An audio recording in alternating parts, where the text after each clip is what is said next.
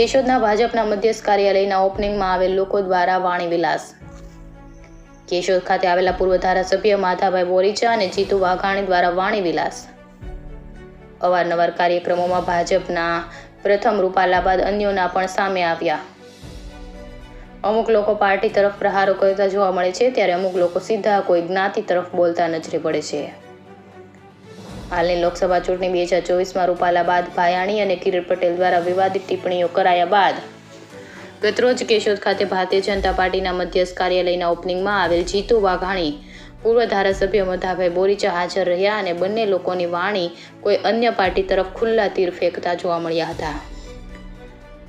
હાલ જોતા એવું સાફ જણાવે છે કે ચૂંટણી પંચ કે કોઈની દરકાર વિના તમામ પોતપોતાના મનમાં આવે તેવી ભક્તિમાં લીન થયા છે, ત્યારે ચૂંટણી પંચ ધ્યાન આપશે કે કેમ તે જોવું રહ્યું।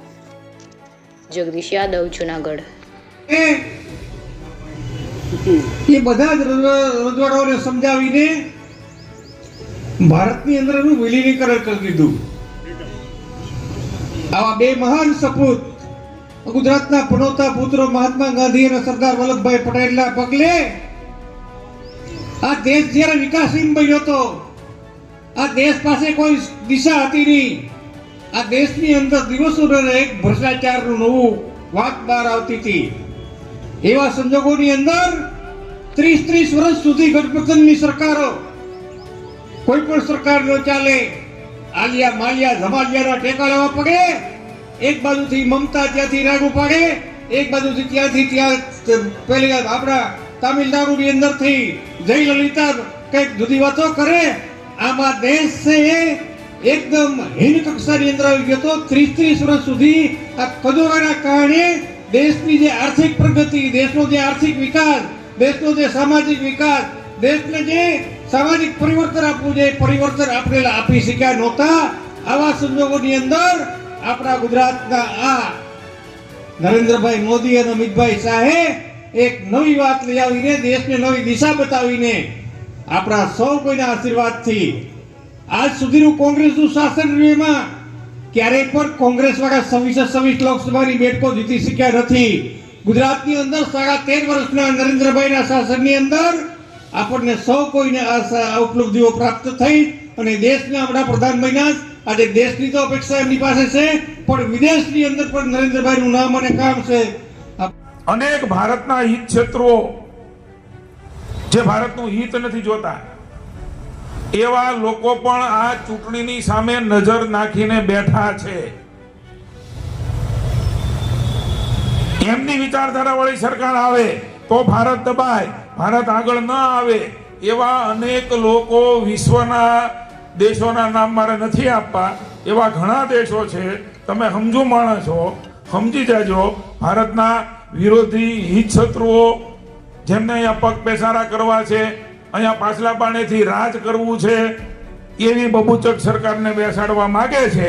મોદીજી જેવી હાવજના ભૂમિમાં છું હાવજ સરકાર બનાવવા માંગતા નથી, એવા લોકો તે અત્યારે સક્રિય થયા છે।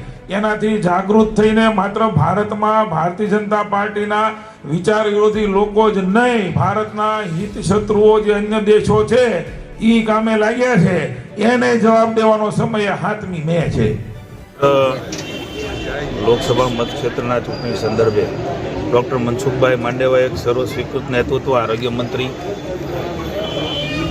અને એક એવું નેતૃત્વ કે જેમણે મોદીજીના નેતૃત્વમાં કોરોના કાળમાં પણ સરાહનીય કામગીરી સફળતાપૂર્વક કરી છે, એવા નેતા અહીંયા લડવા આવ્યા છે। ત્યારે મને આનંદ છે કે આજે એમના મત વિસ્તારમાં સમગ્ર દિવસ દરમિયાન જૂનાગઢમાં પણ આદરણીય રાજેશભાઈ ચુડાસમાના પણ પ્રચાર કાર્યમાં મારે જવાનું થયું છે।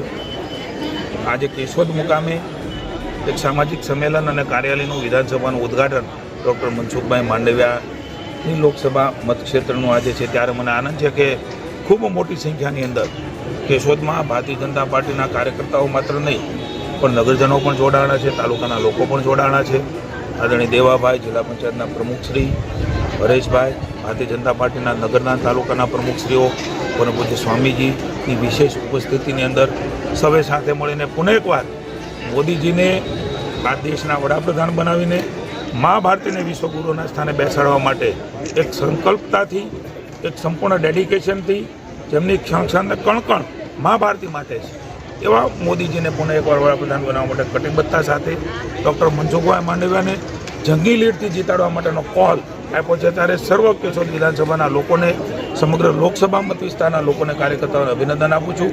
બંને સીટો રાજેશભાઈ ચુડાસમાની અને મનસુખભાઈને એક ઉમળકાભેર ઉત્સાહભેર જનતા જનાર્દનનું સમર્થન મળ્યું છે ત્યારે ભારતીય જનતા પાર્ટીનો વિચાર એ જનતાના સુખ માટે સમૃદ્ધિ માટે સદૈવ રહ્યો છે ત્યારે મોદીજીના નેતૃત્વની અંદર પુનઃ એકવાર મા ભારતીય વિશ્વગુરુના સ્થાને બેસે એની સંપૂર્ણ મને શ્રદ્ધા છે.